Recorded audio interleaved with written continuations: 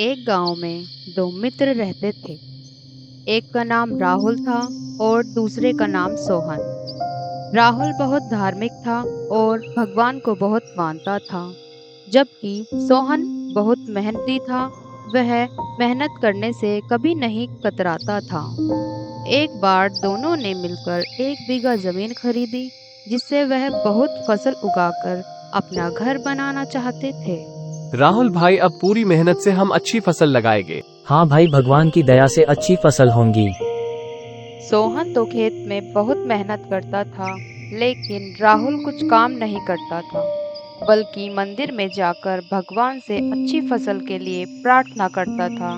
इसी तरह समय बीतता गया और कुछ समय बाद खेत में फसल पककर तैयार हो गई। सोहन भाई, इस बार हमारी फसल बहुत अच्छी हुई है। लगता है भगवान ने हमारी प्रार्थना सुन ली। हाँ भाई, इस बार हमारी मेहनत का फल हमें मिल ही गया। राहुल और सोहन फसल को बाजार ले जाकर अच्छे दाम में बेचने लगे, जिससे उन दोनों को उस फसल का अच्छा दाम भी प्राप्त हुआ।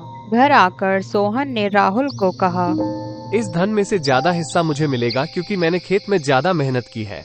नहीं, धन का तुमसे ज्यादा हिस्सा मुझे मिलना चाहिए, क्योंकि भगवान से इसकी प्रार्थना की तभी हमको अच्छी फसल प्राप्त हुई। भगवान के बिना कुछ संभव नहीं।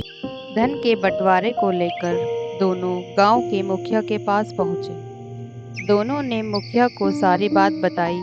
मुखिया ने दोनों की सारी बात सुनते हुए कहा, कल सुबह तुम दोनों को इसमें से चावल और कंकड़ अलग अलग करके लाने हैं। तब मैं निर्णय करूंगा कि इस धन का ज्यादा हिस्सा किसको मिलना चाहिए।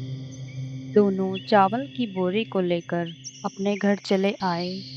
सोहन ने रात भर जागकर चावल और कंकड़ को अलग अलग किया। वहीं दूसरी ओर राहुल चावल की बोरी को लेकर मंदिर आ पहुंचा और भगवान से इसके लिए प्रार्थना करने लगा। है भगवान, इस चावल की बोरी से सारे कंकड़ अलग कर दो।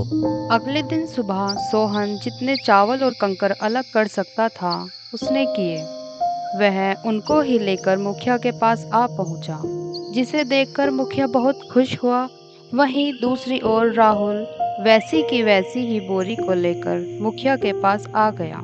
दिखाओ तुमने कितने चावल साफ किए हैं। राहुल ने मुखिया से कहा, मुझे भगवान पर पूरा भरोसा है, चावल साफ हो गए होंगे। लेकिन जब बोरी को खोला गया तो चावल और कंकड़ वैसे के वैसे ही थे। मुखिया ने राहुल से कहा, भगवान भी तभी सहायता करते हैं जब तुम मेहनत करते हो।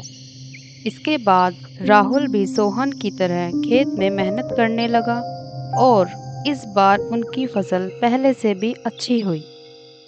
इस कहानी से हमें यह शिक्षा मिलती है कि हमें भगवान पर भरोसे के साथ साथ अपने सभी कार्यों को पूरी लगन और मेहनत से करना चाहिए।